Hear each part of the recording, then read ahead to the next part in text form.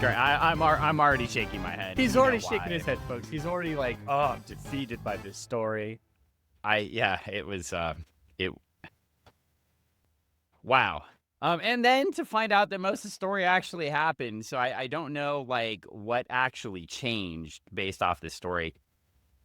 It's different than what happened because of the fact that the character is a different character. There was a minor change. A minor Well, anyway, change. we are covering What If? Number 12. We should probably let that. What if Rick Jones, not the junk dealer, not the owner of Waffles Chicken and Feet Rubs or whatever, not that Rick Jones, as Greg so kindly introduced me to this week. Thank you, Greg. You're welcome. Something I will never unsee. It's not that Rick Jones. No, this is not anybody that ran a Bricks and Fig store. So we're good there. We're safe there. This is not Rick Jones. It's part of any like conspiracy to like raid Congress or anything like that. We're not going to come up on a watch list or anything. No, this is the Rick Jones of the Marvel Universe. Oh, I thought it was this very Rick Jones. Generic name. This is the Rick Jones from Incredible Hulk #1. No, not that Rick Jones. That Rick Jones? No, you're going to get us sued. No, take his stuff off our podcast. It's a commercial. You can't get sued for playing a commercial. You can get sued for playing all sorts of things. No, get that away. You're going to demonetize us. I've learned that about YouTube this week. Apparently, literally everything I do on this podcast causes us to be demonetized. Demonized? Demonetized. No, it's because I'm demonizing others. That's why we're demonetized. I thought we were demonized. No, you have demonized, maybe. I don't know. I do right now. If you're watching the video, I'm feeling the power of Rick Jones. Oh, Jesus. Well, anyway, I got this genius idea. I had this idea. I was like, we're reading What Ifs. We are not reading any more What Ifs for a while after this one. No, we should. These are fantastic. They introduce you to whole new realms of what can happen in a what if. Yeah, we're not. No, they're great. Yeah, they're great. You mean to buy them all? So we're reading more. Well, we will read more, but we're taking a break. No, we can't take a break. Yes, we can take a break because I cannot handle this anymore. What if you find a different, better story? No. There are taking a break. There are different, we're taking better a break. stories. We're going to read something else, and then we can go back and do a what if later. Maybe we can get a guest on the podcast that can help us with one of these what if stories that actually knows what the hell they're talking about. Make you not feel so confused. I literally have no idea what I'm talking about. Dan is very stressed right now. Well, like when so I was a public speaking teacher and debate coach for a long time. And I don't know if anybody's ever had that feeling of going into a speech and not knowing anything about what they're going to talk about. And that is literally where I was at today with this. He's I would rather talk about the barbecue joint. Idea. I'd rather talk about the junk dealer. I'd rather I literally thought, hey, I'm going to read this cool what if story. It's going to be what if Rick Jones became the Hulk. Okay, Rick Jones. So for those of you that don't know, Rick Jones is the kid that broke onto the army base that Bruce Banner had to save, and then Bruce Banner gets hit by the gamma radiation, and then he becomes the Hulk. Okay, so Rick Jones is the impetus in the 1962 Hulk #1. Mm-hmm. For why Bruce Banner becomes the Hulk. Okay, that all makes sense. Cool. And that is sort of been lost to history. If you're in the MCU, I don't think that happens. No, it doesn't. Rick Jones isn't mentioned anywhere. In fact, as far as I know, Rick Jones just pretty much disappears from comics, at least in his original form. I'm sure, I believe Marvel has used him in all sorts of ways. They like to give Rick Jones all sorts of weird afflictions. Things happen to him, and that's what happens in this story. But in a what if story, you're supposed to be like what ifing away from what happens in the actual continuity. And in this what if story, not a lot of substantial things change when Rick Jones becomes the Hulk instead of Bruce Banner. I'll point them out as we go along. You don't know any of them. But I can tell you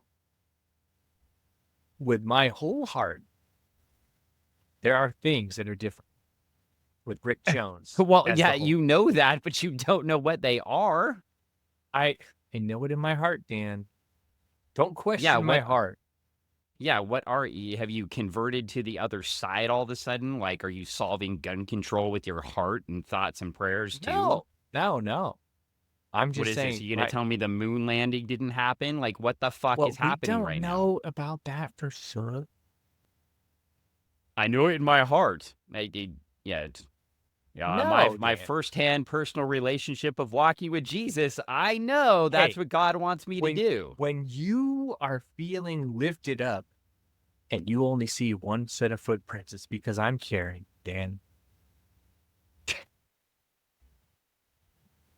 Right.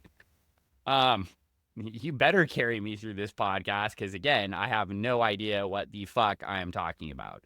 Oh my God. So, good news.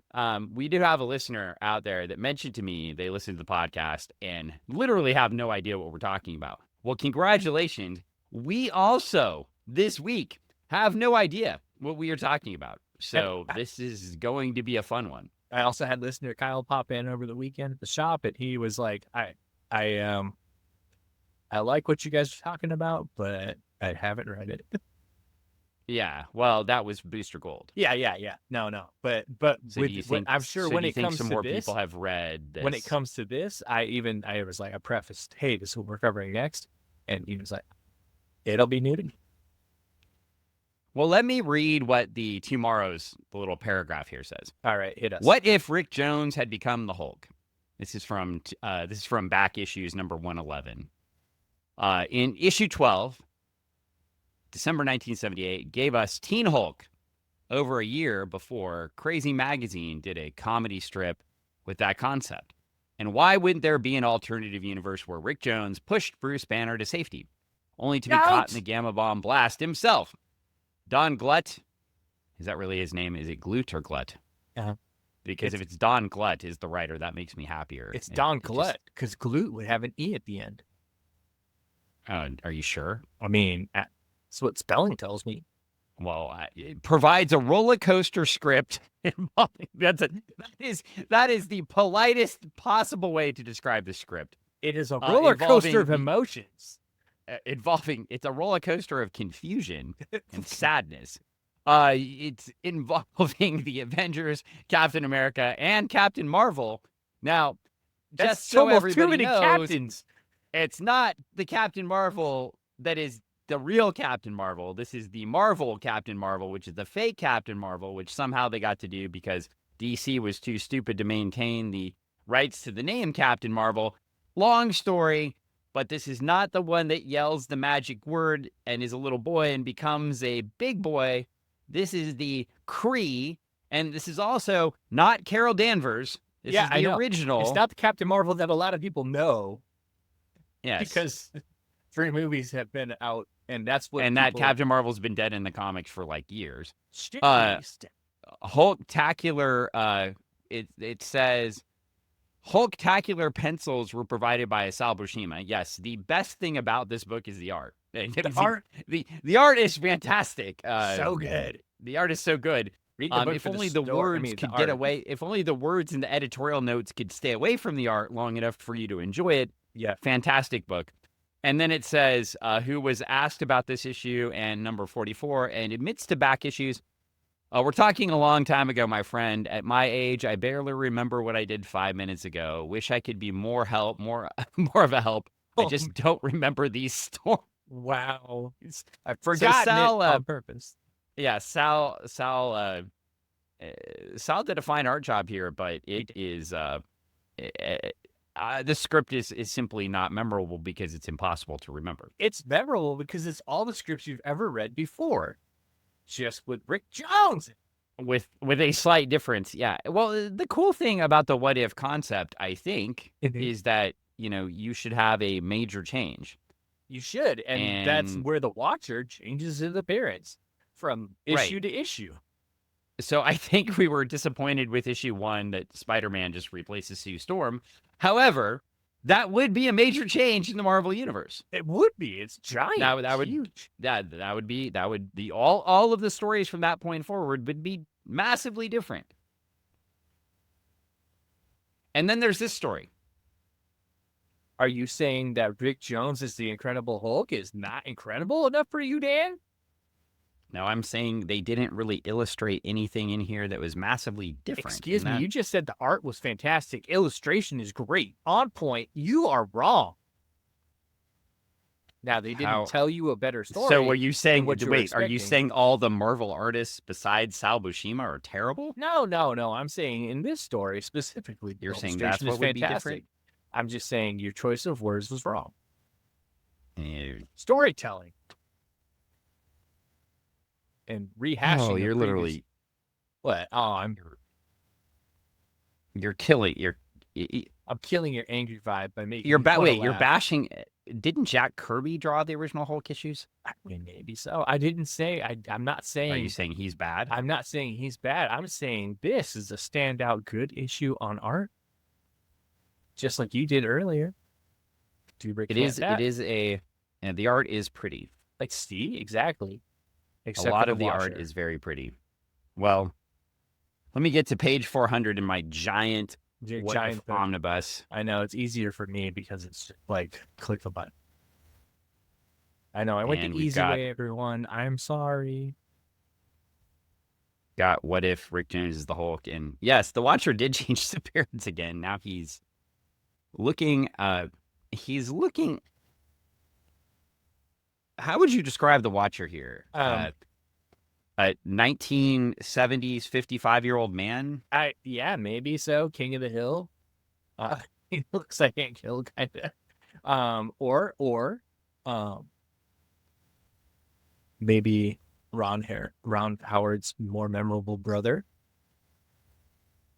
Well, we get the Watcher does look like Clint Howard in that Star Trek episode. Does he Ron not? Howard's more memorable.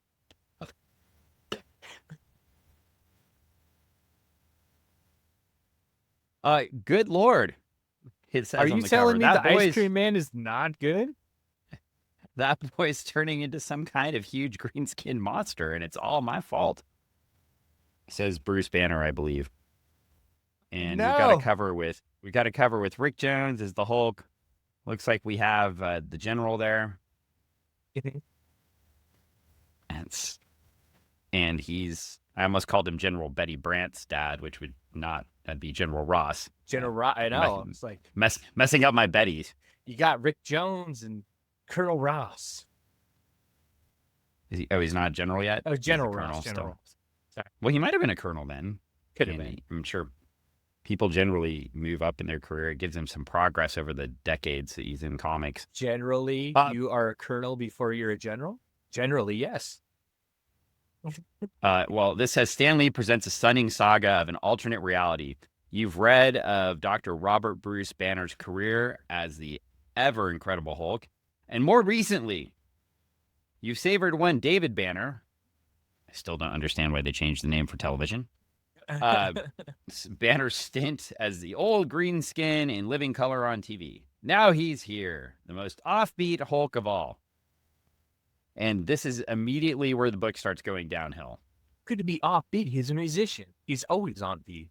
Rhythm is his dance. Yeah, it is true. Well, we start the story and the Watcher says, what if Rick Jones had become the Hulk? And we get a very familiar scene. We've got Don Glut or Glut, don't know, on the writer. Sal Buscema is on pencils. Bill Black is inking.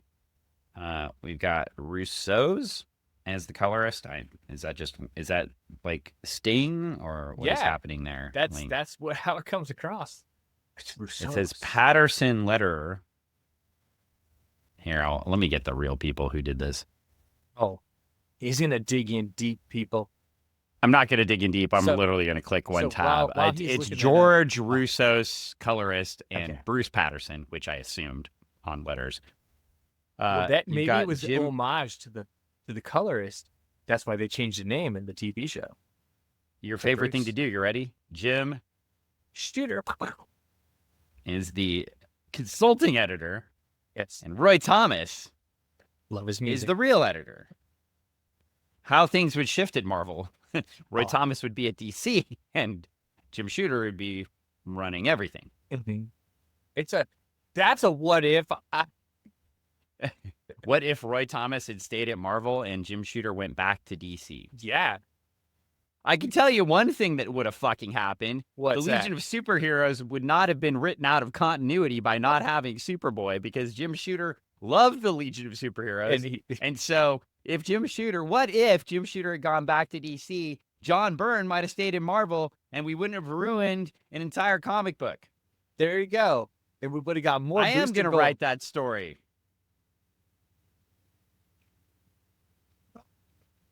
There also would have been no gay or black Legionnaires. That's So unfortunate. I guess and that's a not drop good. rack. Yeah. So, well, anyway, okay. Sign of the times. These accusations are represented by Greg, actually. He said What? them earlier, not by Dan. I was about to, because of a recording and time frame and stuff like that. But So if legal almost- wants to come after me, they can come after Greg. He told me that. I almost threw up the flag because of the month. Dan shakes his head. Shakes his head. I know, man. Yeah, It's that's like a good. touching A dead evil. air is always good. Me shaking my head. If you're not watching the video, I was giving Greg some side eye. I know, totally. All right. Well, should we get into the book a minute and then get back into all this crazy stuff? Yeah, we should get into the book. How many pages do you think there will be until we see another editorial note for a comic we should read? Like one. It's a page, a note. I swear to God, I swear. Yeah. It Well, is we like, do. It does start out. Don't get that far. If this is a drinking does give- game, you would be drunk. We'd be very drunk. That's why I have my water today, folks, instead of my. I do not have whiskey today. Because Dan would be slurring his words at the end of the show. Yeah, I've got my big water cup that came from what's that place where they do the fake fighting? It's all faded. I don't know. Was it the place where it's Like in Cable nights? Guy. The nights and stuff like that? You went to like In Cable Guy. Yeah, like I'm trying to think what it is. Medieval Times. Medieval Times. Yeah. Yes. One of my idiotic bosses in my former job made Yeah. us go to Medieval Times as a group gathering. You should have just For gone the to a team. Ren Fair instead. Just real fun. Yeah. It was a great time. I embraced it they said you could pick any cup to put your drink in. So I picked this one and had it filled with whiskey. Oh wow. That's dangerous. Dan lives a life on the edge. You had to drink that much to hang around that human. I see. So Yes. I'm much healthier now that I'm away from that That's boss. true. Anyway, You are. we are. Yeah, Greg's like, yes, I know. I know. So Mentally and physically, the- yes. Yes, you are. we are into the book, and Rick Jones is out in the car. His car. It looks like he's driving a Model T. I'm not really sure. I think he's driving it's probably like a 40s banger there. And we've got, It's of course, old. Bruce Banner yelling at him to get out of the test area. He's like, man, He's like, don't mess cool up it, man. I don't know what's going on. I'm playing the harmonica. And then just like in Incredible Hulk #1, Bruce Banner pulls him out of the car. They run away. They're running toward the trench to hide in so they don't get blasted by the gamma rays, because certainly just hiding in a trench, the gamma rays are just going to go right over you. That's how radiation poison works. Yeah, man. That's And everybody at Los Alamos. Like, that's what they said, right? And yeah, it certainly works that way. So the except this is in 62 when this comic originally came out. Anyway, the gamma bomb explodes, and this time, instead of Bruce Banner pushing Rick Jones into the trench and saving him, and Rick Jones being racked with guilt for life for Bruce Banner becoming the Hulk, not knowing what to do with himself. Oh no. Instead, it's now when Mr. Banner is pushed in by Rick Jones, and he is racked with guilt because Rick Jones is blasted Blast. by the gamma rays. And we get a note from the Watcher as it was in your reality, where in the gamma rays transformed. How should the Watcher talk? Transformed Bruce Banner into the monstrous green entity known as the Hulk. Hold on, stop a second. What if the Watcher No, talked like not the Randy right the voice. Macho Man Savage? No, we discussed this before the podcast. No, he does not. But the story occurred in another reality. I kind of imagine him as a 1940s newsman. No, I mean, yeah, I guess perhaps. Headlines at 11. Actually, it'd be headlines in the theater. Look at this reel. It's real, please. News from the front. Well, anyway, Rick Jones is in the hospital because he's been blasted by gamma rays. Dr. Banner's there with him and other doctors with him. And he gets tired of listening to the old people talk. That hip young Rick Jones is like, I tell you, everything's cool, Doc. So what are you staring at, huh? Just feel a little weird, that's all. Head pounding like a bongo drum. So quit gawking at me and get off my back unless... I was ready for you. You said you wanted to say the line. We start the podcast. I cue it up for you. What? Unless you want to rumble. Oh, yeah, rumble. Yeah, because... Unless you want to rumble. And basically, we get a hipster Hulk. We do get our first reference, by the way. That was on like page 3, reference to Hulk #1, which does make sense. Roy Thomas giving us all the editorial notes, unsurprisingly, since he is a comic historian and somehow, as the editor on this book, thought this was a good idea and would be accessible to people. Well, I mean, they think and hope that you have all these issues stacked up on your nightstand. So you so this book came out in 1978. And Hulk #1 came out in 1962. So this is 16 years later. So let's assume you were a hip Marvel cat and you had picked this up when you were 16 because that was the cool brand to read. Yeah. So to read all of these books they're going to reference, you would have to be 32. And, well, you could go and pick up those books for a dime at the comic book store. They didn't have a lot of comic book stores, Greg. Well, at the ones that there wasn't a lot of accessible ways to get back issues, as you will recall from the 80s books. As you can recall from the 80s books we were reading, they were just starting kind of this mass advertising for write out your list, and you can still get those in the late 70s. They can't. You just could go to cool comic shows. Conventions. Yeah, and you could. Conventions that started lobby. In the 70s. Yeah, Fandom hitting up those lobbies. Fandom had started. I mean, that's why. I mean, fandom had started. This is why a book like this can exist. But yes, it was not as easy to go grab these issues and read them as it would be now, for sure. That's true. And that makes some of this a little bit difficult.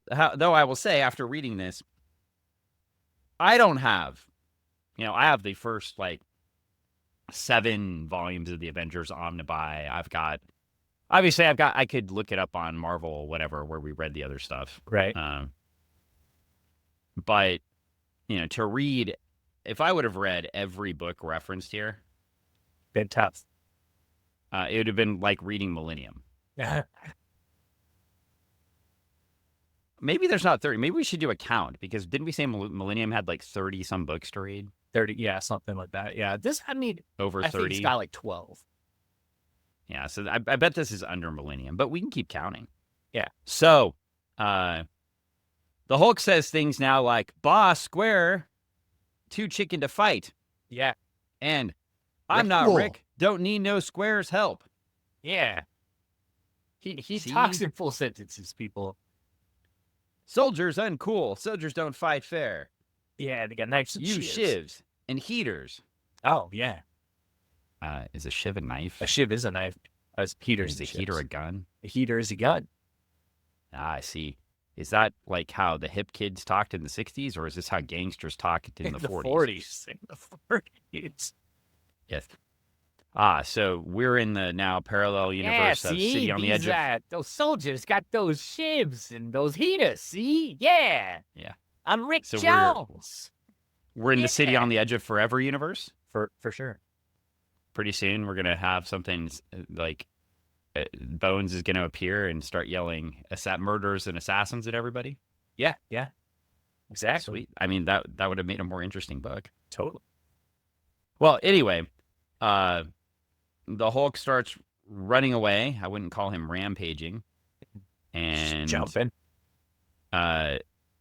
General Ross. It is General Ross. Okay, he's like, I don't care where he's gone, bouncing off to find the Hulk. And they say that references back to Hulk number 3. I don't know where Hulk number 2 went. Skip that one, I guess. We jumped over number 2 and went to number 3. You need one, and you need three. That is reference number 2, by the way. So reference number 2. If you're counting. If you're drinking, if you're counting. We because we want to stay out of jail, we do not recommend doing a drinking game for every reference. No. Book. You drink your water. If you chose to do this, hydrate. Do it with water or do it with something like under 3% alcohol. If you're eating a chocolate, for every time that they're referencing another book, it would be your second chocolate. Yeah, I don't advise that either. Why not, Dan? Chocolate would be very sick. Well, the kind of chocolate I eat, dark chocolate, you'd be very sick by the end of this. If you're eating a Chewy Chips Ahoy. Okay, if you're eating a Chewy Chips Ahoy, that's 2. Yeah, you can have, or a Choco. A Choco. If you're eating one Cheeto per reference. If you got a Choco out of Martian Manhunter's cape. Oh, man, that'd be tough. That's hiding inside him. That was still weird. I was editing that one, and I was like listening to us talk about Booster Gold's uniform being in the Martian Manhunter's cape, and I was like, it's inside. Where are you hiding that, buddy? Don't you pay never mind in my cape, in my deep pockets. Well, conversely, in the Marvel universe here, Thunderbolt Ross gave up, but trying to find him because he's not done anything. He doesn't hate him, and he's not dating his daughter or anything. And so now he is Rick Jones. Now Teen Hulk. Good thing we didn't call him Hulkling. Hulkling? That's a whole different Teen Hulk. We get him later. Yeah. Well, anyway, Bruce Banner finds him. He says, "No, it's Banner again, the square who keeps calling Hulk Rick." Like, have you ever wanted to punch an author for their dialogue? Yeah. Who? There's a few. I'm not going to name names. I don't read and tell. I want to name one because I'm somehow still on his stupid ass email list for all of his independent books, and he's somebody you wrote with once or wrote for. Oh, that person. Dude, just get off his list. I don't know how to get off it. I've tried. Comes from his backer kit. Oh my gosh. I've gotten off all the other ones. Yeah. I don't know. Send a letter. Yeah, I've wanted to punch that guy before, but only because of the stories you told me. You almost did. This Hulk is a little bit different. One thing. So change number 1. Yeah. When the sun comes out, the Hulk goes away. Now, is that how the Hulk originally was in the original 6 stories? Werewolf? Or a vampire? Well, the Hulk was different in the first 6 stories, right? So in the first 6 stories, wasn't the Hulk more like a Jekyll and Hyde type? Yeah, deal? yeah. It just kind of comes and goes with the. But now it's more of a mood, right? Based on the and wasn't he gray? Yeah, he's changed a lot of colors. He's been every color of the rainbow.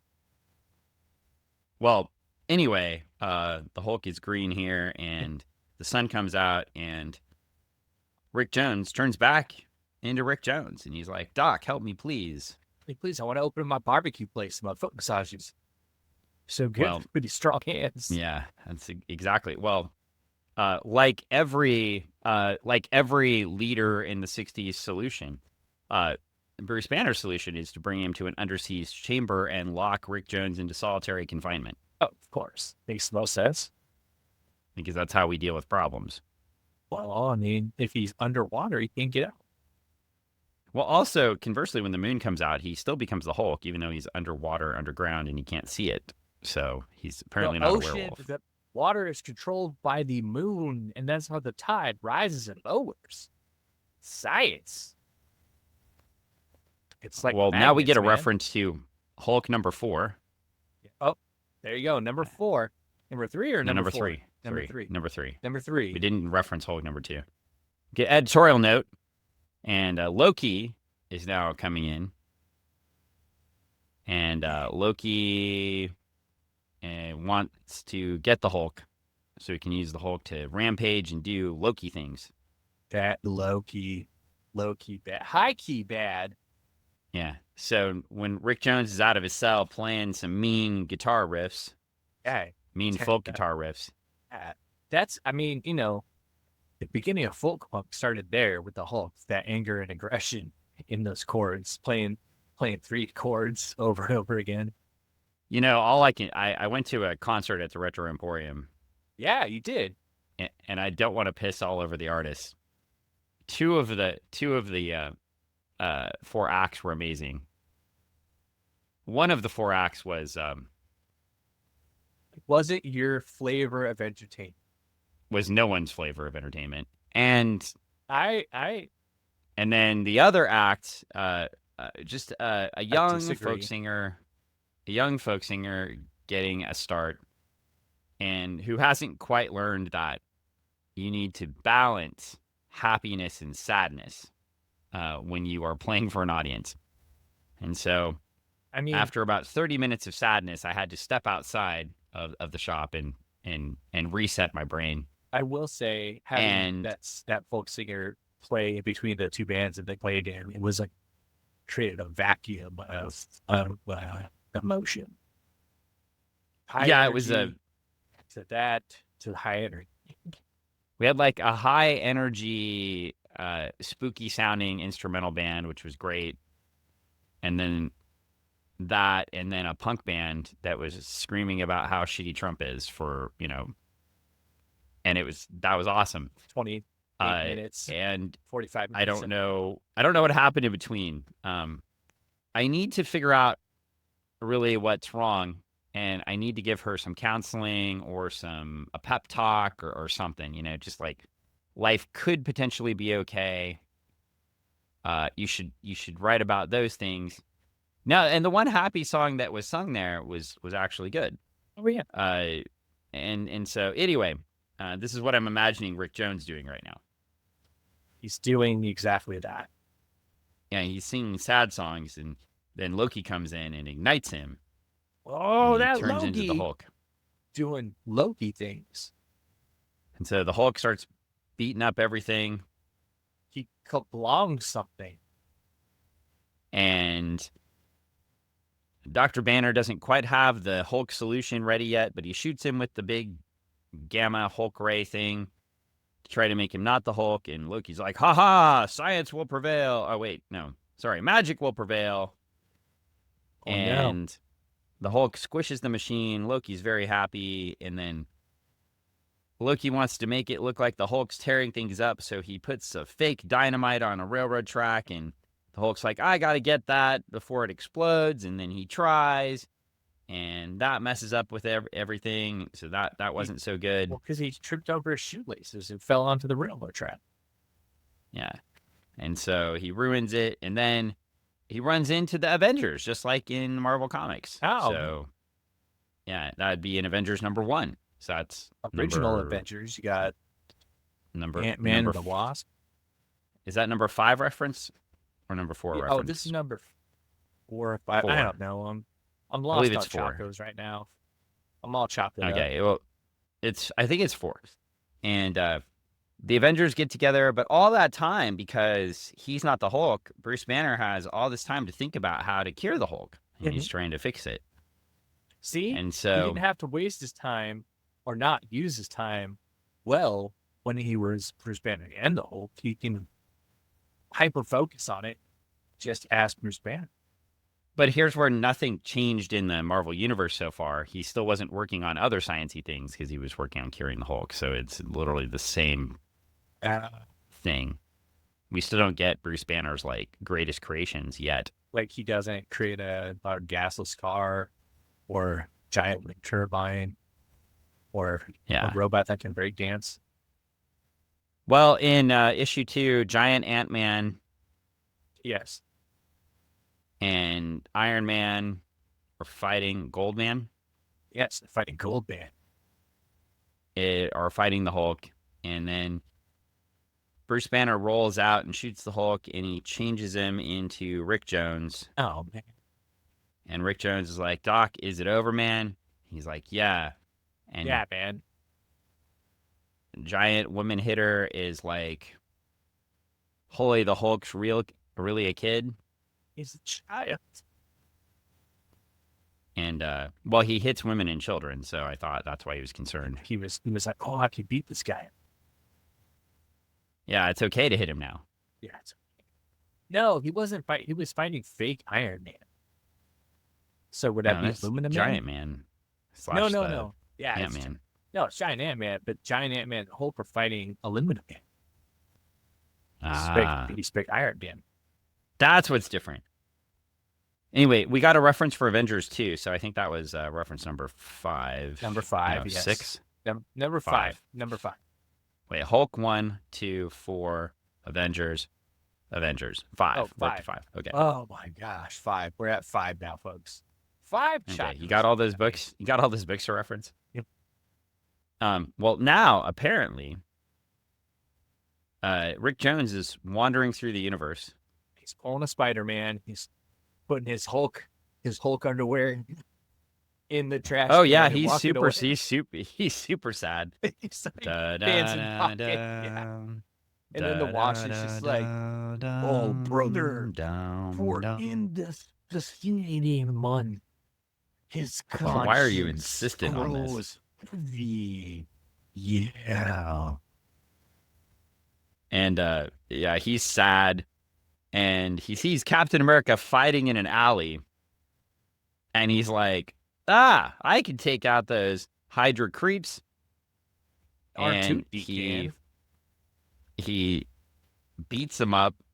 How old is Rick Jones? He headbutts him like a literal headbutt. He puts his head into that dude's to knock him out. More like his back, I think. I mean, it's just Cap is like, you remind me of somebody from the olden days. From my old days. And we get a montage. It's a montage. Gonna need a montage. Oh, yeah, montage. Rick training. He's training with weights. He's training in the gi. Yeah, he's doing the bars. I believe jiu-jitsu lawyer Paul would be proud. Yeah. Training in the gi. Yeah, totally. Cap's training him to do everything. He's got him on the Rick Jones has now gone in a single panel. Rick Jones has gone from a folk singer to a super strong Olympic level gymnast athlete. Oh my God. Gymkhana. He's going to bust out some Gymkhana on these bad boys. Hydra, watch out.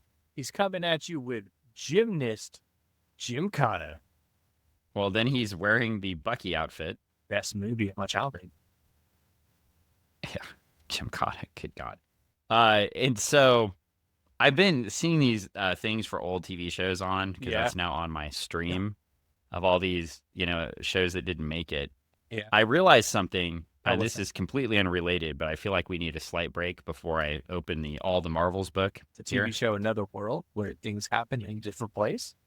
No, I was going to reference some terrible TV shows that popped up. Please do. I changed my mind. I discovered that that Star Trek II came out in 1982. Yeah. And I discovered at the same time on the same channel was TJ Hooker and Fantasy Island. And so how can that be when in the movie they're fighting each other, but then they're on the same TV station on the same night? And then I thought, is Fantasy Island the same island as Lost? It could be. Giant smoke monster. People don't know what's going on, but it's all a fantasy. And it's what they make it. Well, and if Khan is there and he's really the devil of the island, then it could be purgatory. It could be. And what if it was the Genesis bomb that created Fantasy Island? And then we get Star Trek 3. Uh-huh. Oh my gosh. Then it's kind of sad. And then Spock is on Fantasy Island. Well, yeah, I mean, land to rest, and then there's just a lot that could be going on. Notice none of it has to do with TJ Hooker, which was an abjectly terrible show. Yeah, we don't. It was wow. God, that show is terrible. Things got made back in the day because whatever, and that was. I have this book called All the Marvels. All the Marvels. Is it a somebody went new back TV show in which all the Marvels come together and live in the same house, and it's almost like Too Many Cooks, but it's Too Many Marvels, and it's like, hey everybody. No, that was the second Shazam movie. Oh yeah, that was sick. But that's DC, man. Yeah, well, this book's called All the Marvels. This author Douglas Wolk went back and read all the early Marvel stories and then read them in order and then wrote this book, and so it's really good. He mentions though in this on page 173, he's talking about how Dazzler flamed out as a character, and then he says the Marvel Universe's only pop star who's had the most. He said the Marvel Universe only pop star who's had the most interesting life is inarguably Rick Jones. In his first appearance in 1962's Incredible Hulk, he's playing his harmonica at an atomic test site. Yes. We saw that, where a gamma bomb goes off and Bruce Banner turns into the Hulk. Except in our story, Rick Jones turns into the Hulk. So that's a what if. It's different. All right. Then it says Rick subsequently becomes affiliated with the Avengers, goes back to hanging around with the Hulk, and then briefly takes over as a replacement for Captain America's dead sidekick, Bucky. Wow, no idea. What the hell? This comic book is literally telling you the story as a different story because Rick Jones is still the Hulk in every story. So what we've learned is Rick Jones becoming the Hulk meant absolutely nothing up to this point in the story. It just means that he's doing Rick Jones stuff as the Hulk. Well, in issue 2, the Hulk leaves the Avengers, but in this case, he didn't walk away. He walked away sadly. Yeah. And so far, he still becomes Bucky. Yeah, for a hot minute. Okay. Until a war turns into a street fight. Well, no difference so far. We will be going back to all the Marvels shortly to see if there were any differences here. But so far, Rick Jones becoming the Hulk, minimal impact on the Marvel Universe here. I mean, everything stays the same, but somewhat different.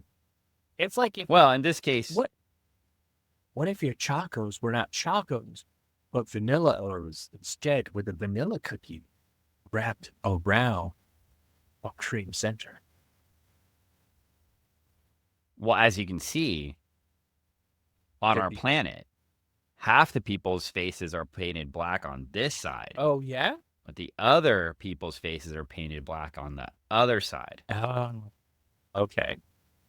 Going back to Star Trek. And that's why we hate each other. Well, my gosh. Who was the guest star in that episode? I don't know. Tell me. I'll give you a hint, and you better get this right, because you own all of them. He was also the Riddler. Oh, man. I don't remember. You got me off guard, dude. I caught you off guard. One Frank Gorshin, sir. When do I know TV trivia better than you? That's impossible. He looked great in that Riddler. He was a guy. So it was good. He's good in both episodes, even though that one Star Trek episode is questionably very racist or questionably very progressive. I'm not sure which one. I mean, it depends on how you're faced. Yeah. So, well, my face isn't painted at all, and Yes. we are moving on to the Hulk starts smashing Hydra as he turns Hydra. He gets mad. He turns into the Hulk. Yeah, Rick and Jones is the Hulk's Hulk out. again. And The that's the solution didn't difference work. right there. Because Rick Jones is the Hulk. I mean, Bucky, Rick Jones wouldn't smash all of these guys, but Hulk would. But he jumps away and then he finds Captain America again, and Captain America is glowing. Oh, And we are up to 6 there with Captain America 110. We're up to 7 now. number It says see Captain Marvel number 17. Oh man, number 7. 7. And the glowing Hulk. Okay, so glowing Hulk, somehow Rick Jones. Can we flip the page? Somehow Rick Jones gets these far out, quote, I'm quoting Rick Jones, bracelets who are throbbing like they're alive. Oh, that's throbbing like they're alive. He puts them on his wrist, and then a voice tells him, do not be afraid of what you see and hear, son. The negabands will shrink to fit your wrists. Do as I say and slam your wrists together and say, there's no place like home. There's no place like home. There's no place like home. And we can stop reading the comic, and we are done for tonight. Oh, come Fantastic. on. No. We don't need to read any more Here's a of the question story. for you, and maybe you can tell me. When did this issue come? 1978. Yeah, what month? Well, it says the release date was in September, and the cover date was in December. Okay, so it's totally makes sense that Captain Marvel would throw some cuffs on him. It's cuffing season. He's lonely. He wants somebody to snuggle with. I mean, to be there for all those family events. He's living out in the middle of the nega world by himself. Well, Rick Jones ends up in the Negaverse. Captain Marvel ends up somewhere else. Yeah, exactly. Oh, see, he disappeared. Cut out on him. Must be Valentine's Day. And a character I know nothing about, but know exists. Annihilus shows up. Oh, you don't know about Annihilus? Oh. And we get a reference to parallel scene from Avengers number 97. Number 7. That's number 7. That is number 7. Number 7 is number 7, folks. And Rick Jones is like, guess I have to do what the Marvel dude told me and get him to slam those Negaband wrists together, fight this guy.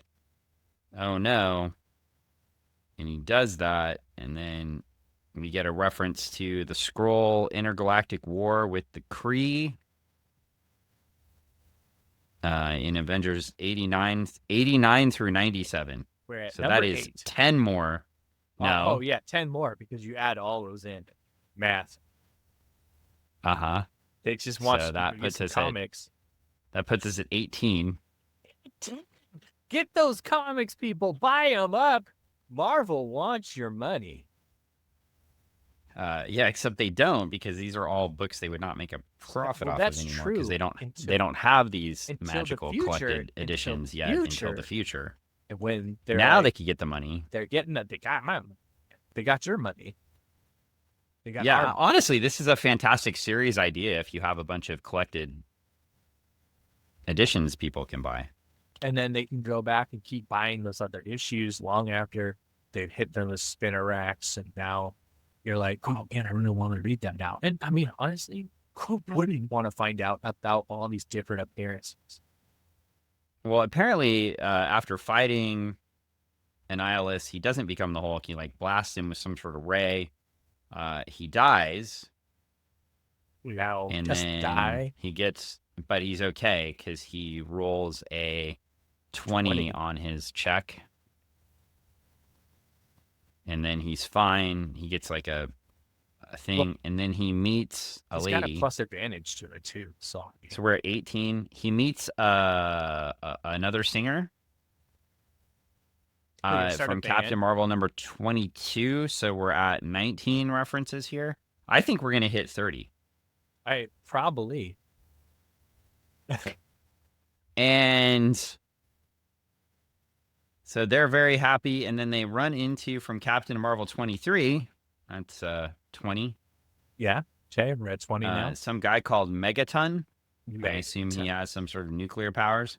I assume so. And Captain Marvel's like, "Let me out, hit the negabands. I can beat that guy up."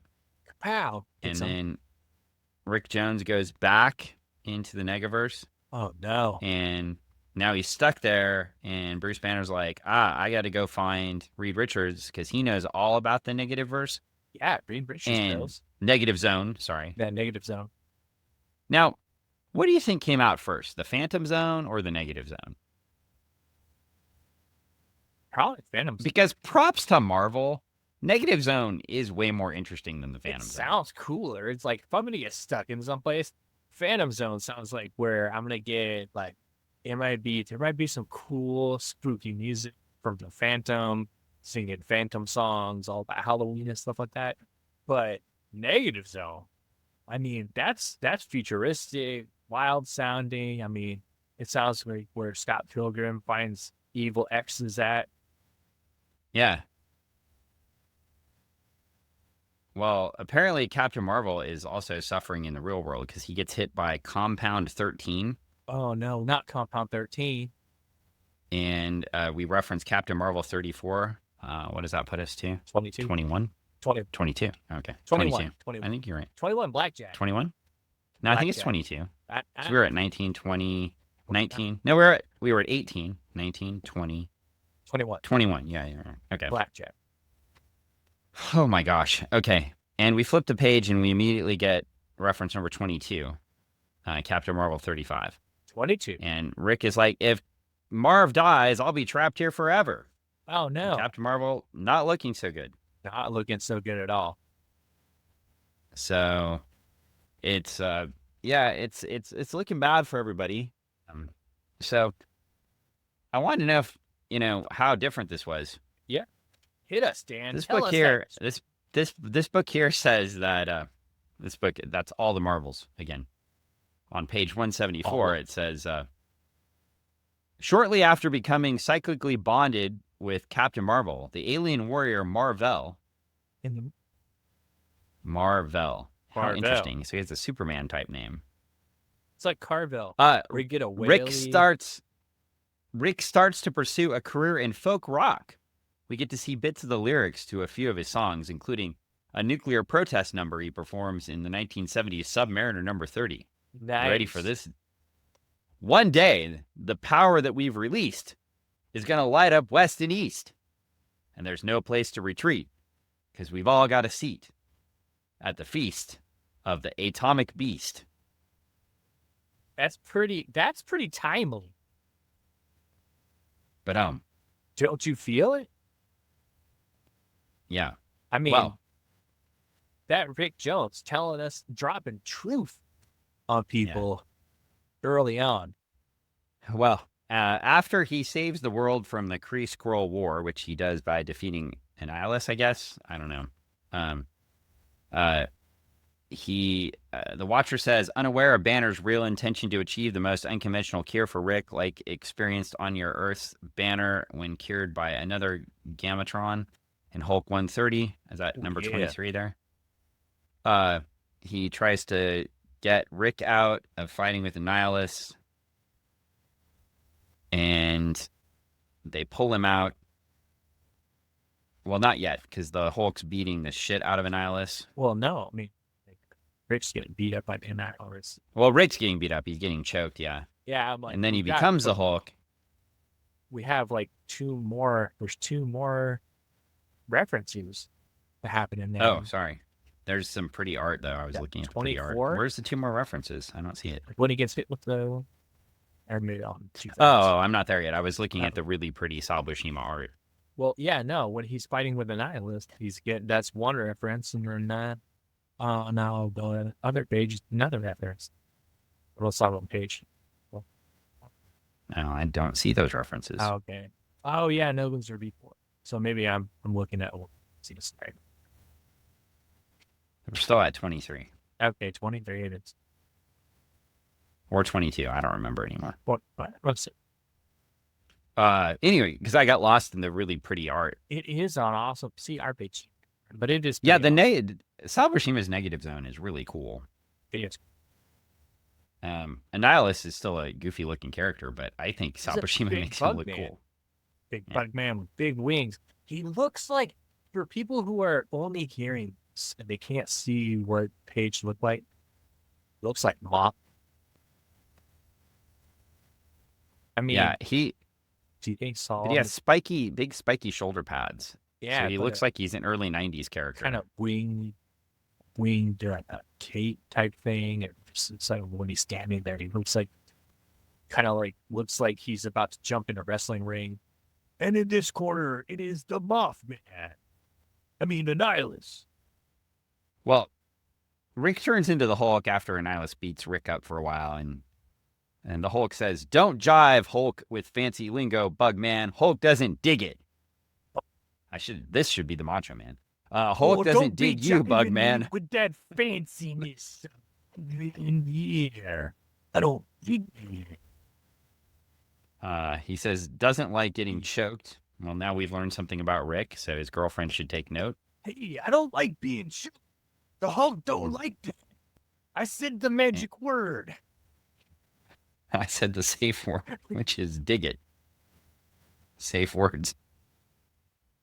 And Eli, God.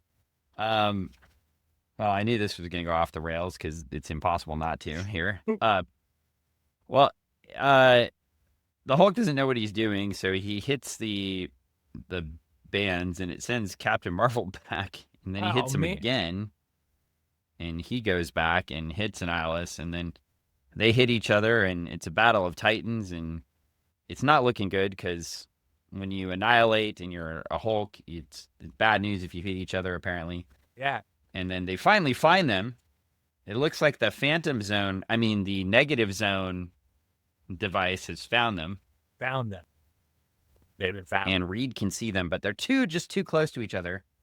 And Rick's girlfriend is like, get them out quick. And Bruce Banner's like, get them out quick. And Reed Richards is like, I'll get them out quick. I'll try. And they're fighting. And he shoots them with a beam. And suddenly we have Rick Jones and the Hulk.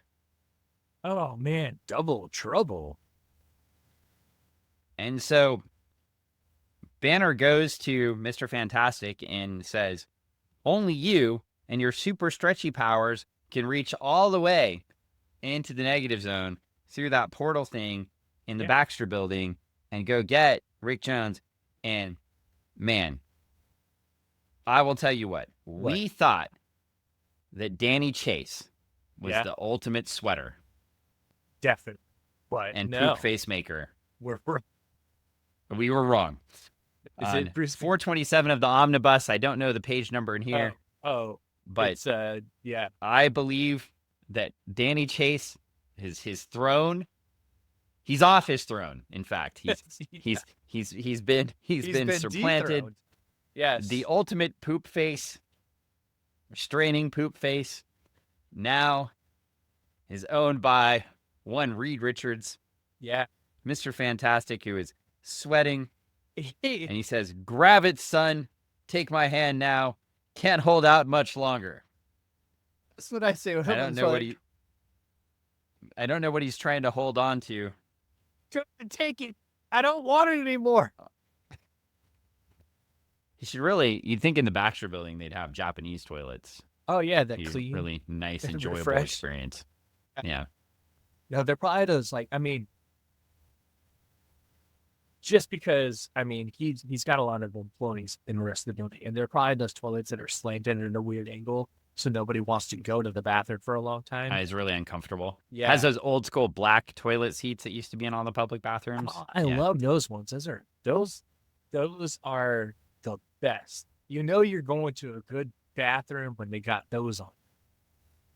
It's those other ones. With the front opening so your thing can touch the toilet toilet rim, which is always great.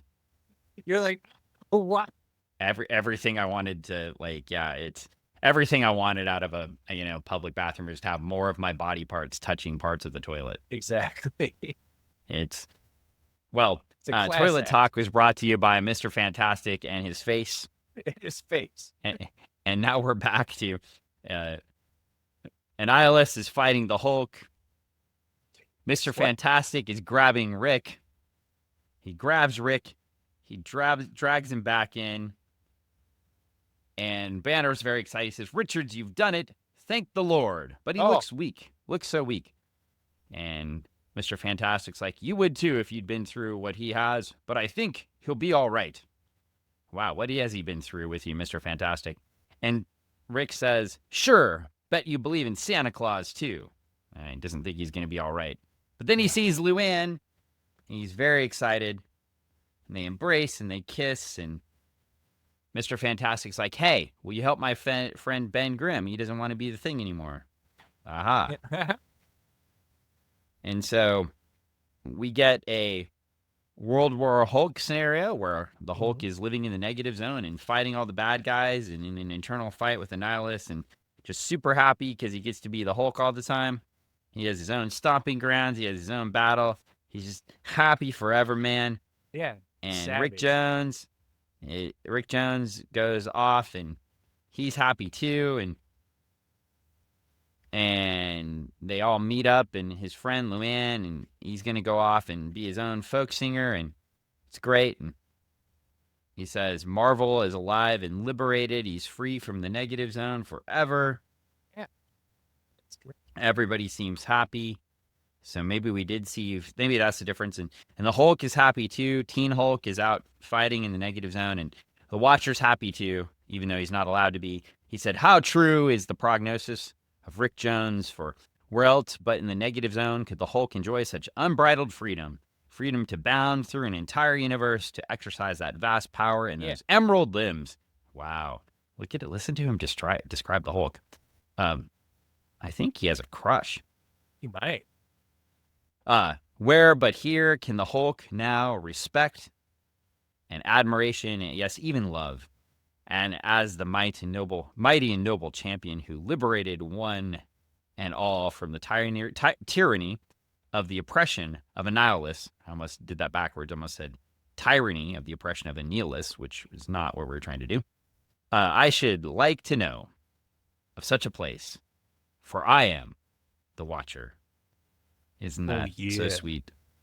The Hulk is loved, and we get a command for the next issue, and it says, what if Conan walked the earth today?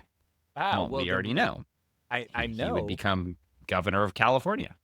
I was going to say, I've seen the TV show that is very much that, but not. And who is that star? Can't tell you, because that's another episode. Well, before we get into the letter column and find out who we should chastise for locking this series, I don't believe you. We get, let's find out what happened to Rick. So after the saving the world from the Kree Skrull War, Rick is convinced by his manager to form a short-lived duo, Rick and Dandy. Oh, that's... By 1978's Marvel Team-Up number 74, so he disappears for a while, apparently, because now we're back here at this timeline. He's a big enough deal that he's a musical guest on Saturday Night Live the same week that Spider-Man and the cast of SNL fight the Silver Samurai. Oh, wow. This is an issue of a comic I want. Yes, he's not making this up. Is this a real thing? John Belushi in that one with his samurai sword? Because that's pretty epic. Is that Marvel Team-Up number 74? We need to read that next. Yeah, I want. Listeners, if you have Marvel Team-Up number 74, which I'm sure is a very expensive send it to Greg. You can send it to one of us, and we will just let us know. That's some crazy shit. Pretty epic. Then it says Rick's career, and I was correct. So Rick he was a big deal. Here's where I wasn't wrong. And I was kind of happy that I wasn't wrong, and also kind of sad because I was kind of hoping I was wrong that Rick didn't just disappear. It says Rick's career seems to have gone into decline over the next decade or so. In a couple of 1991 issues of The Incredible Hulk, he's playing in a bar band that also includes real-world actors Bill Mumy and Miguel Ferreira. An imposter in 2002 in a 2002 Alias storyline has convinced everyone that he's the real Rick Jones, even playing gigs around New York. So he managed to get into that series, huh? I wonder if he's in the TV show because I have Paul. Yeah, I don't know. That's a very different, no, that's Jessica Jones you're talking about, not Alias. No. I have Alias. I don't recall him appearing in Jessica Jones. I have Alias. Which is yes, but the Alias TV show is not based off the Alias comic book. Jessica Jones is based off the Alias comic book. Are you telling me that what I've been told is not true? What if Jessica Jones was? What if Jessica Jones was a character that would be approved by the article Women in Refrigerators? You know what? I'm not touching that fucking topic right now. We are moving on. You were in a happy mood knowing that. I was in a happy mood, and then I was rapidly wanting to. Yeah, I don't want to talk about that right now. Maybe we read that someday, and then I can really meta-analyze a book. Anyway, the real Rick by that point has another body swap situation going on. This time with Marvel's son, the third Captain Marvel, Genisville. Which rhymes with, which leads to his being stranded for a while in the microverse, a universe that can only be reached by shrinking to a subatomic size. Oh wow! So they basically just copied the atoms thing. Oh, the atoms, yeah. And then Micronauts. Yeah. But they don't own Micronauts, so they had to create their own thing. Course. His music has become wildly popular across the thousands of microverse planets as his fans call themselves Jonesies. Oh, that sense. And he made his own soda. Yeah, he did. After his return to Earth, Rick has one last pop hit in 2004's Captain Marvel 19, a love song to his ex-wife, Marlo, who's dating the superheroine Moondragon at the time. Rick's subsequent adventures have included work as a hacktivist under the name The Whisperer, death by firing squad during Hydra occupation of the U.S., and resurrection as the monster Subject B, but not much in the way of music. Why would so many aliens be so interested in Earth's musicians, though? That question may have been answered by still another alien, Captain Marvel, the Kree warrior, Novar. And we're off because we're now talking about the Young Avengers series, so... Yeah, that is Rick Jones, if you ever want to know. And so, yeah, I mean, I wasn't wrong. Rick Jones pretty much disappears after the Kree Skrull War. He has a few appearances here and there. But a very popular character in Marvel lore for a long time, and then just is gone. It's almost time for him to resurrect. Yeah, well, he could. I mean, if you need a folk singer in the Marvel Universe right now. In fact, maybe he'll show up playing at the Retro Emporium one day. We do have a folk band show coming up quite soon. Rick Jones might make an appearance. You had a folk singer at the last thing, so... But folk punk. Do you think she would consider herself to be a folk singer? A singer-songwriter. Yeah, definitely. Very much. Yeah, she write songs. Very, very... I just want to stress... I didn't say the name on purpose because I was being a little bit critical, but as I told Greg, this is like me being critical of a really good comic book. Fantastic singer, fantastic songwriter. Just needs some maturity on the show selection of the songs to make the crowd enjoy the performance as opposed to have to digest the performance through sadness. Yeah, I think she's very, very talented. It was a great performer. Wrong line.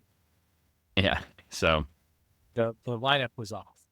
I don't think my criticism would change. I think still I'd want some happiness sprinkled in there. There's happiness. You need those times.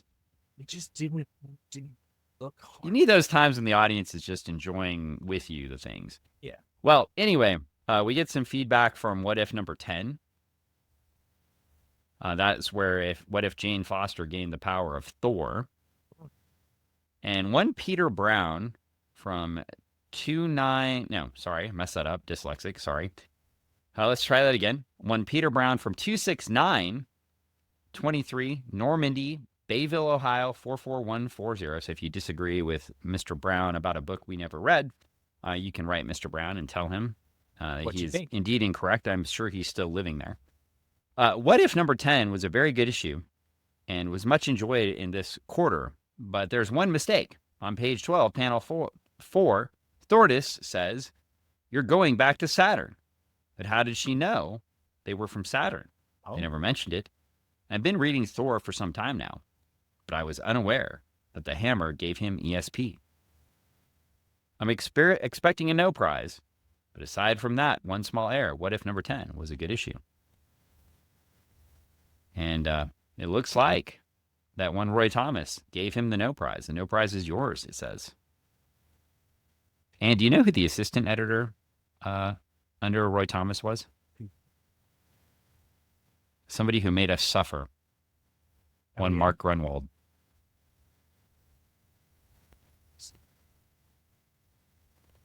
Who, by all means, fantastic career as a writer, so I don't want to. Just suffer. Well, my friend, do you feel better we now? have made it through. I'm glad I wasn't doing a drinking game with this. It was less than reading all the issues of Millennium, but it was a lot. I am not ready to do another What If next week.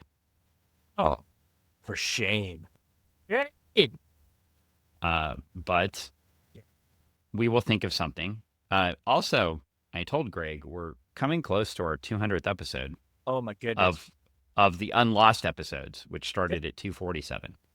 People, if you've been listening since the beginning, 200 episodes of your time has been spent with us, Dan and Greg. And I can't promise anything yet, but we are going to try to do something special for the 200th episode. Oh my gosh. I don't know what we're going to do. You don't, because you are non-committal to helping me make it happen. I am committal. We talked about it last week, and I said, that sounds great. Did you send a text message? Did you reach out? You said you want to do this thing, and I was like, yeah, sure, we should start a Patreon. That is not yet. That may be happening too. That may be happening in the next few months. The 200th episode, everybody, please give us money. I'm still trying to figure out what you get from being a Patreon subscriber. Oh, friendship. No. Our love and admiration. Yes. But that is not it. However, 20 minutes of Dan crying and sobbing. We are trying to make something happen. Yeah. We want to make something happen. We want to do something special for that 200th episode. We want to see about getting that. This is what you get on Patreon. Oh yeah, you get more Juliet the dog. It's just 20 minutes of Juliet on camera. Yep.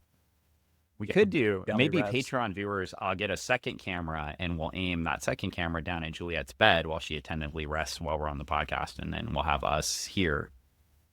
And then you would get that. And then I can get another camera and set it up on the Piggy Smalls, and then people can go, oh, the little pig sleeps all the time too. And then it'll be like, oh, we're gonna tip for Piggy, or we're gonna tip for Juliet. Well, you know who win that battle. Well, we won't know until we try it. It's a given. Some people are saying that Juliet is the best dog. And some people already know that Piggy Smalls has a cool name and is amazing at her age. 9 out of 10 dentists agree that Juliet is the best dog. Well, in fact, Piggy Smalls has no teeth. See? So, well, on that note, also, thank you to the Retro Emporium. I mentioned them a few times on this episode, but hey, check out the Retro Emporium's Facebook page and YouTube page. No, not YouTube page. Facebook and Instagram pages. Yes. For notifications about when they have concerts and cool stuff happening.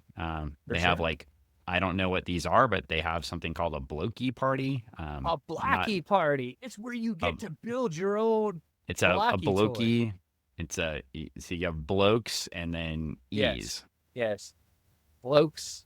It sounds like it's just a lot of right up your alley, Dan. It's like a lot of guys with 1940s mustaches building bricks together. Yeah. No, we're building Transformers and Jurassic Park models Sometimes people are building Marvel characters because of Marvel models, Naruto, anime singers, Nico. Well, Yeah. we mentioned that. Of course, a couple more things to plug. Obviously, we mentioned Jiu-Jitsu lawyer Paul. If you have a legal issue and you need some help, and because we all do sometimes, and let's face it, there's just a lot of stuff, the crazy stuff that can happen. But you could reach out to Jiu-Jitsu lawyer Paul. You just give Kelly, his assistant, a call and talk to her, and she'll set you up an appointment with What's Paul. that number? Well, that number is 253 656 4475. Jiu-Jitsu lawyer Paul is licensed in the state of Washington and the state of California. What? Yeah. So if you have, and he does a lot of employment things. So Squatcho Man, if you're out there and Greg has not kidnapped you again, I've never kidnapped. we're waiting for your call. Squatcho Man's kidnapped me. I mean, Jiu-Jitsu lawyer Paul would like to hear from you. And tossing that out there. And of course, it would never be a complete podcast, right? If we didn't mention the wonderful book that's coming out from Travis Webb. Oh, yeah? What's that book? And Brett Wodelli. Yeah, maybe you've heard of it. Cyborg Parts Through Many Universes. 28 references to cyborg parts. Oh, a long story by Travis Webb and Brett Wodelli. What if you backed it on Kickstarter? What if you did want to back it? You would have a link, and we're going to give it to you each week. And you back that link, you look at that link, and you hit a button, and then it will tell you when the story is coming out. Oh my gosh. Do it, people. And then finally, last but not least, but I mentioned my bathroom. Mm-hmm. Oh, yeah. If you are in the Pacific Northwest, the person doing our bathroom, one Dylan Potter, I always forget if it's Potter Home Renovations or exactly what the name of his business, but man, doing some bang up work up there. It's not done yet, but I see the progress coming through all the time. And it'll probably be done by the time this podcast comes out. Not saying that the podcast comes out beforehand or anything, or we record ahead of time and do things, but it never happens. But man, bang up work, professional, just doing a fantastic job. So if you are in the Pacific Northwest and need that, just draw me a line and I can send you Dylan's way. Does he do all sorts of home renovations, like bathrooms and, I think so. Floors and decks and other things? I don't know about decks, but I mean, he can all sorts of do all stuff in the house. Yeah. So, check. And if he's at your house and somebody comes to rob you, you don't have to, you're safe. Yeah. Nothing like having a former light heavyweight / heavyweight mixed martial artist, renovating your bathroom. Yeah. I feel pretty safe if somebody comes in here.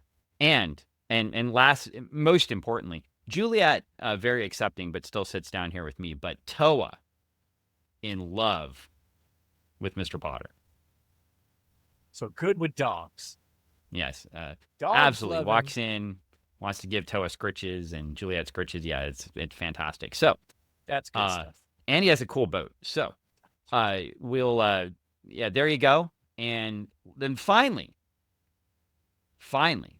the most important plug of all, right? The most important plug of all is that you should come back next week. Yes, because we don't know what we're doing, but you're going to like it. Dan you're going to like it. We're doing something. And something. We'll take you through it. I will promote that one up there for you. I will let you all know what we're doing before we have the next podcast. But join us. We're going to cover a comic book from sometime in history. And that comic book will be fun. And it will not have 28 references to other comic books. Yet. So that's it. That's all I got. And we appreciate you. We love you. Come back and listen again. And hopefully we saw you at SummerCon. That'd be awesome. If we didn't, hit us up. Yeah. At the 1 hour and 19 minute mark, there is one more thing. Listener Jason responded Yeah. That it was Dom Canzone's Grand Slam. He told us the date. He gets 1 ticket to Grid City Comic Con. Oh my gosh. If anybody else wants a ticket to Grid City Comic Con, I will come up with another contest for you. All right. So actually, I can tell you right now, as of today, the Mariners have not played yet today. So it would be yesterday. So if you can tell us the day we're recording this, yesterday, the Mariners had won 7 games in a row. Oh my goodness. And that means we're recording before the Mariners play and go for game number 8. I'm probably jinxing them right now. But if you can let us know, if you let us know the day the Mariners won their 7th game in a row, you too can win 1 ticket to Grid City Comic Con next November. Let's go. Don't forget, don't change your underwear. Don't change your socks. No, we'll be there. You should come too. It's a cool con. All right. That's in Tacoma, Washington. So if you want a ticket to that, reach out to us and let us know. All right. That's it. That's all. That's all. If you listened this far, you are a trooper. You got all 28 references, and we're out. Believe. You are. Oh, geez. Now we're really getting sued. Now, press the button. That's it. Goodbye, everyone, before Greg gets us sued. Disney, he didn't say that. You think you own the rights to it. You think Stan Lee was always with Disney. I didn't say the right. You know that. And of course he didn't say that. I'm going to get sued for this part. Of course, Stan Lee was always part of the Disney universe. Always and forever. Created the company with Disney. Yes, in fact, he had conversations with Walt all the time. Bye, everyone. He's in the prison.